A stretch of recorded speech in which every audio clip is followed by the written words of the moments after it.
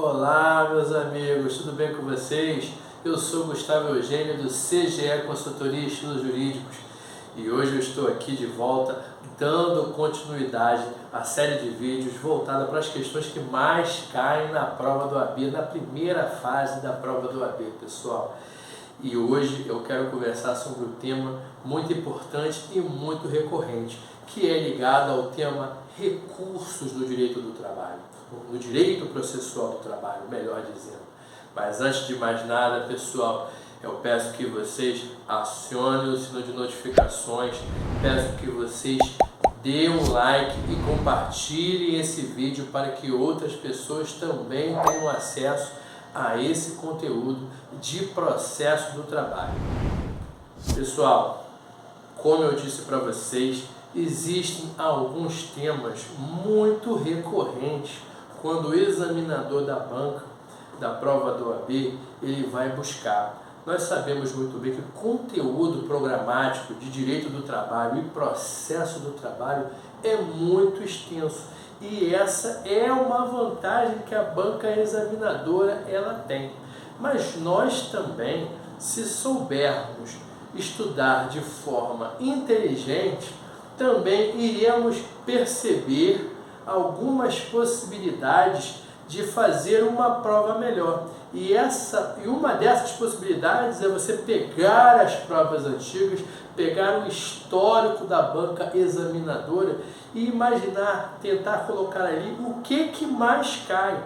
Se você prestar atenção, se você puxar 5, 10 provas da prova do OAB, você vai perceber que existem questões que caem mais e outras questões que caem menos. E você, nesse curto período de tempo, por mais que você tenha que estudar o máximo possível, você tem que otimizar o seu estudo. E você precisa estudar as questões que mais caem na prova do OAB. E no caso aqui do vídeo de hoje, eu quero conversar com vocês sobre recursos no processo do trabalho. Gente, se você analisar as provas de processo do trabalho da banca FGV, olha pessoal, em quase todas as provas cai alguma coisa ligada a recurso, porque o tema recurso ele é muito abrangente.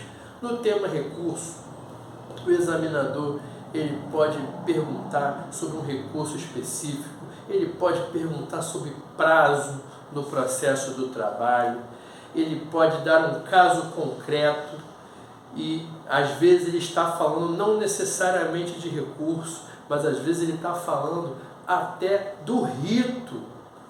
Ele pode estar falando do rito. Por exemplo, no rito sumário só cabe questões voltadas, recursos ligados à Constituição da República. Então você já tem essa noção. Ele pode perguntar, pode falar alguma coisa ligada a uma decisão interlocutória e você já sabe muito bem que no processo do trabalho o agravo de instrumento ele não serve para decisões interlocutórias, o agravo de instrumento ele serve para destrancar o recurso. Na fase de execução, em vez de entrar com recurso ordinário, você vai entrar com agravo de petição e por aí vai, meus amigos. Ele pode perguntar dos pressupostos intrínsecos, pressupostos extrínsecos, pode perguntar um monte de coisa, só nessa parte ligada à parte recursal, veja bem, e é por isso que ele pergunta. Cada prova ele pergunta uma ou duas vezes algum tema ligado a recurso e ele consegue ter essa variação. Então é importante que você estude essa parte de recursos. Lá na CLT, pessoal, quando vocês forem estudar a parte recursal, o primeiro ponto que eu gosto de falar para todo mundo é o seguinte: diferentemente da área civil, recursos na Justiça do Trabalho tem prazo de 8 dias, pessoal, prazo de 8 dias. Essa é a inteligência do artigo 894 da CLT. Recurso ordinário, prazo de 8 dias. Agravo de instrumento, prazo de 8 dias. Agravo de petição, prazo de 8 dias. recurso de revista, prazo de 8 dias. Eu ainda quero dizer para você, existem alguns recursos, quando você vai fazer uma prova, que, por exemplo, existem recursos que não têm prazo de 8 dias, como a exceção aqui, ó. A exceção é o recurso extraordinário. Por que eu só coloquei recurso extraordinário? Porque aqui na Justiça do Trabalho, a gente não se utiliza do recurso especial para o STJ. Nós iremos utilizar só o recurso extraordinário, e vocês sabem muito bem, para o Supremo Tribunal Federal. Aí é a exceção do prazo de 8 dias. Recurso extraordinário para o STF, você sabe muito bem, é um prazo de 15 dias. Mas mesmo assim, pessoal, em todas as situações, a grande parte das respostas nesse caso é prazo de 8 dias. Então, até uma dica para você. Se você tiver que chutar, se você não sabe, se você esqueceu, se você fez pela primeira vez a prova do AB, você só se inscreveu, você nem estudou, o examinador colocou lá no enunciado na resposta, alternativa A, 15 dias, alternativa B, 10 dias, alternativa C, 8 dias, alternativa D, 5 dias. Na dúvida, quando você está na dúvida na Justiça do Trabalho, 8 dias, as maiores hipóteses de prazo para recurso na Justiça do Trabalho são de 8 dias. Então, na dúvida, coloque 8 dias, porque a maioria é isso. Então, esse é o primeiro ponto. Fase recursal, recursos na Justiça do Trabalho, prazo de 8 dias, com exceção do recurso extraordinário para o Supremo Tribunal Federal. Eu gosto de começar desde já falando do prazo recursal, porque eu acho que isso é de extrema importância e muitos alunos perdem ponto aí. A partir daí eu já vou para o outro ponto, que é o artigo 893 da CLT. É o artigo que ele elenca pela lei as hipóteses de recurso. As hipóteses de recurso. Eu vou até, pessoal, dar uma correção aqui, porque a gente coloca embargos e naturalmente a gente vai para embargos de declaração, isso é muito natural. Mas coloquei os embargos aqui, não foi à toa, ainda que equivocadamente, e eu vou deixar claro aqui. Esses embargos, eles não são embargos de declaração. Depois eu vou até falar de embargos de declaração. Mas esses embargos são os embargos infringentes. E o artigo 893, ele elenca as hipóteses previstas de interposição de recurso na Justiça do Trabalho. Embargos, né? Embargos ao TST, essa é a grande realidade. Embargos ao TST. Recurso ordinário, o famoso RO, recurso de revista e agravos. Os agravos, que vocês sabem muito bem, que os agravos eles podem ser o agravo de instrumento, o agravo de petição, o agravo interno e o agravo regimental. Como eu disse, meus amigos, esses embargos são os embargos lá do TST. Para falar a verdade, eu não sei se você sabe disso, mas as súmulas do Tribunal Superior do Trabalho, geralmente elas vêm após a interposição por alguma das partes desses embargos, quando está lá no alto. Chega a um ponto no processo do trabalho, na fase dos tribunais, ultrapassado, recurso de revista, que algumas dúvidas ainda estão pendentes no tribunal e o advogado, a parte, ela entra com esses embargos para que o Tribunal Superior do Trabalho ele faça o saneamento dessa questão, que ele saneie essa questão. E esses embargos não tem nada a ver com embargos de declaração. Você sabe que, comumente, nós sabemos que os embargos de declaração, eles têm prazo de 5 dias. E o que acontece, pessoal? Esses embargos de declaração, em regra, os embargos de declaração que você conhece, são para suprir a omissão, contradição e obscuridade. Mas por que eu não entrei no mérito aqui desses embargos que nós já conhecemos do artigo 1022 do Código de Processo Civil? Até porque, pessoal, há muito tempo há uma grande discussão da natureza jurídica dos embargos. Tem corrente que entende que os embargos ele não possui natureza jurídica, porque ele não está confrontando nenhuma decisão, ele apenas quer sanar e consertar alguns equívocos, ou sanar um vício de omissão, de obscuridade. Então, por ele não possuir um mérito recursal de alteração do mérito da sentença, essa corrente entende que não cabe, que os embargos de declaração não têm natureza recursal. Outra corrente, ela entende que há natureza recursal nos embargos de declaração. Tanto é que, principalmente no CPC passado, sempre foi colocado os embargos, e até na própria CLT, mais à frente, é colocado próximo dos embargos. Mas não é esse tipo de embargos que eu estou falando. Mas só para você saber, embargo de declaração é prazo de 5 dias, não tem mistério nenhum. Mais uma exceção aqui do prazo de 8 dias, só embargo de declaração. E outra coisa, olha só, além desses embargos que eu comentei com vocês, tem o recurso ordinário, pessoal. O recurso ordinário, ele vem após a sentença. Ele é como se fosse a apelação. Na área civil, temos a apelação. Na Justiça do Trabalho, no processo do trabalho, é o recurso ordinário, que é o recurso cabível das sentenças de primeira instância. Das decisões recorríveis das sentenças de primeira instância ou das decisões originárias, caberá o recurso ordinário no prazo de 8 dias, pessoal. Além do recurso ordinário, nós temos também o recurso de revista. É esse recurso de revista que, para alguns, faz às vezes do recurso especial, aquele recurso especial para o STJ. Mas no nosso caso aqui do processo do trabalho, ele é o recurso de revista no prazo de 8 dias. Dos acordos, das decisões de segunda instância, ou seja, das decisões dos tribunais que já julgaram o recurso ordinário, desse acordo caberá o recurso de revista.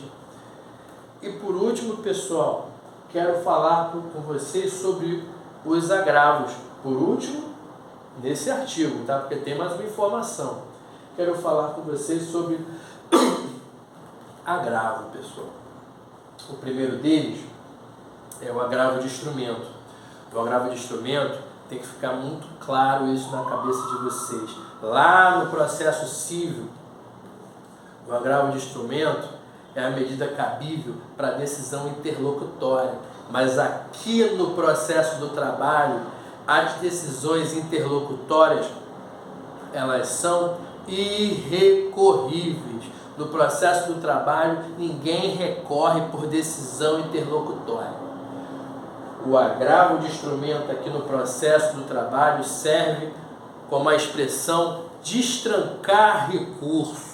Ou seja, alguém entrou com recurso ordinário, o juiz, o tribunal negou, o relator negou seguimento ao recurso, você como advogado da parte percebeu que há algo errado ali, naquela negativa do seguimento do recurso, porque ele negou seguimento ao recurso. Por exemplo, na sentença, o juiz ele não deu a gratuidade de justiça. A parte, no caso reclamante, por exemplo, deveria ter feito o preparo, pagar as custas, depósito recursal, às vezes. E o que acontece? Ela entrou com o recurso ordinário,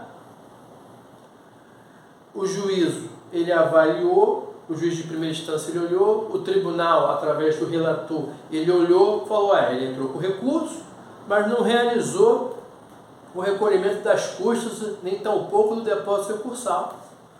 Vou negar seguimento a esse recurso. Então o que você faz como advogado da parte reclamante?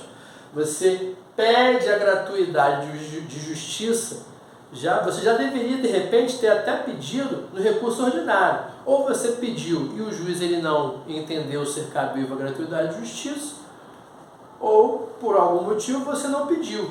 No agravo de instrumento, você vai pedir a gratuidade de justiça. Aí, automaticamente, essa decisão ela irá destrancar o recurso. Você vai entrar com agravo de instrumento e automaticamente esse recurso ordinário, por exemplo, tem que subir por força do agravo de instrumento. Posso dar um outro exemplo aqui para você. Você entrou com o RO, o recurso ordinário, no prazo, mas de repente houve uma suspensão de prazo. Isso aí é muito comum. Na justiça ocorre suspensão de prazo. E por acaso você não mencionou que houve a suspensão do prazo. Você não colocou o ato normativo que falava da suspensão do prazo. Chegou lá no tribunal 2 meses depois, 3 meses depois, o serventuário olhou a admissibilidade do recurso. Ele não vai se preocupar se tem suspensão de prazo, porque caberia a você avisá-lo. Ele vai olhar, 3 meses depois do feriado, ele vai olhar lá. Ele vai olhar, peraí, ele entrou no dia tal, a sentença foi no dia tal, foi intimado no dia tal e ele perdeu o prazo. Aí negou seguimento ao recurso. Aí você, o que você faz? Você lembrou que tinha uma suspensão naquela época. Olha só, peraí, tem uma suspensão, tem um ato normativo, tem um ato do tribunal que suspendia esse prazo. Então você vai entrar com agravo de instrumento, você vai falar, tribunal, tem um equívoco aqui, tá? Esse prazo, esse recurso ordinário foi tempestivo e foi no prazo, até porque existe um ato do tribunal que suspendeu o prazo naquela época lá, ó. Ato do tribunal, ato número tal de 2022, a intimação foi no dia tal, suspendeu o prazo, eu protocolei no dia seguinte, qualquer coisa que seja. Aí, com o agravo de instrumento, a pessoa vai olhar e, ó, de qualquer forma, vou ter que mandar para o tribunal, destrancou o recurso ordinário. Então é para isso que serve o agravo de instrumento, para destrancar essas matérias, quando geralmente o juízo de primeira instância, antigamente tinha o juízo de primeira instância, o juízo de admissibilidade, ele negava seguimento, o juiz relator muitas vezes ele nega seguimento, é para destrancar esse recurso que estava trancado, que não tinha sido que foi indeferido o prosseguimento, que foi negado o seguimento ao recurso. Além do agravo de instrumento, pessoal, nós temos o agravo de petição. Quando que nós utilizamos o agravo de petição? Primeiro, na fase de execução das decisões terminativas, entramos com agravo de petição. O agravo de petição na fase de execução, ele faz às vezes do recurso ordinário na fase de conhecimento. Na fase de conhecimento da sentença da fase de conhecimento, você entra com recurso ordinário. Da sentença na fase de execução, você não entra com recurso ordinário, você entra com agravo de petição. Ok, pessoal? E vamos adiante. Só para ir um pouco mais além, na maioria das vezes, pessoal, eles vão perguntar isso, ó. Perguntam um pouco sobre embargos, mas é bom você ter uma noção. Recurso ordinário eles perguntam toda hora. Provavelmente é o recurso que eles mais perguntam, são os assuntos referentes a recurso ordinário. Recurso ordinário, recurso de revista, agravo de instrumento e agravo de petição com bastante frequência. Mas você precisa saber que, muito embora não seja tão usado pela maioria dos advogados, temos o agravo interno e o agravo regimental. E como eu disse para vocês, também seguem o prazo de 8 dias. Agravo interno é aquele agravo, pessoal, quando é negado seguimento a um recurso e pelo juiz relator, através de uma decisão monocrática de uma pessoa, por isso que é monocrático, o relator ele não manda aquele processo para o colegiado. Aí você fala assim, não, você não vai simplesmente negar isso aqui só você não. Eu quero que você mande para o colegiado, eu quero que você mande para a turma, para todo mundo analisar isso aqui. Aí você se utiliza do agravo interno. E o agravo regimental, pessoal, é aquele agravo que está previsto no regimento interno de todo tribunal. Todo tribunal tem um regimento interno. E você, a partir do momento que você está atuando em determinado tribunal, você vai conhecer no seu regimento interno a possibilidade de interposição do agravo regimental. Ok? E agora sim, pessoal, para finalizar, embora nós estejamos falando aqui de natureza recursal, de recurso, eu quero aproveitar a oportunidade para falar sobre os embargos de declaração, aí sim, embargos de declaração do artigo 897-A da CLT. É o famoso embargo de declaração por manifesto e equívoco do exame dos pressupostos extrínsecos do recurso. Como é que são utilizados esses embargos de declaração? Muitas vezes, na sentença, há informações que não é somente aquela omissão, contradição e obscuridade que nós conhecemos do embargo de declaração, não. É aquela situação que, às vezes, na sentença, o juiz ele falou, bateu várias informações ali, foi seguindo uma linha de raciocínio e por qualquer motivo que seja, no dispositivo, em algum ponto, ele falou uma coisa que não tinha nada a ver. Ele falou sobre, ou ele deu uma sentença de algo que ele fundamentou e não era para dar sentença. Procedente, no caso, por exemplo. E ocorreu ali um manifesto equívoco, que ou veio informações que o que acontece? Às vezes o juiz ele tem que se manifestar de forma que aquela decisão, por exemplo, acontece isso. Existem decisões que o juiz ele precisa abrir a oportunidade para outra fase, para outra parte falar. Isso acontece nesse embargo do artigo 897. No embargo de declaração, geralmente, é entre a parte que embarga e o juiz da sentença, que dá a sentença. E ele altera ou não se tiver que alterar. Já nesses embargos do artigo 897, existem situações que a parte percebe algum equívoco crasso e fala e demonstra isso para o juiz.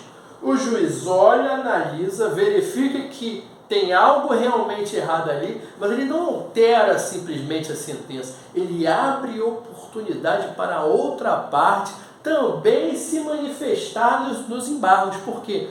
Porque essa decisão que provavelmente ele vai dar, vai alterar a sentença, muito mais do que aquele embargo de declaração.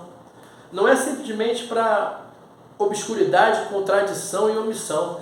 Isso é uma decisão que possivelmente ele vai dar, vai alterar o mérito da sentença. E como possivelmente irá alterar o mérito da sentença, ele vai lá e abre prazo para outra parte também se manifestar. Essa é uma das possibilidades do artigo 897-A, dos embargos do artigo 897-A da CLT.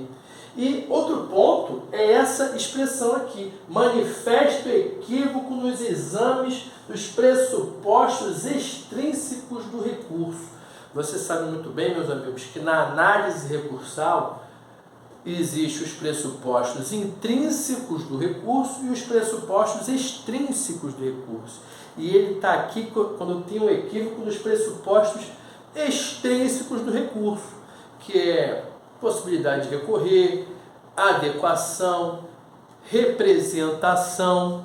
Por exemplo, você sabe muito bem, meus amigos, que nos recursos tem que haver a procuração da parte recorrente, seja na interposição desse recurso específico, um desses recursos específicos aqui, ou lá na frente, seja na inicial ou na contestação, ou em algum outro momento, já juntou procuração, já juntou subestabelecimento, já juntou a procuração.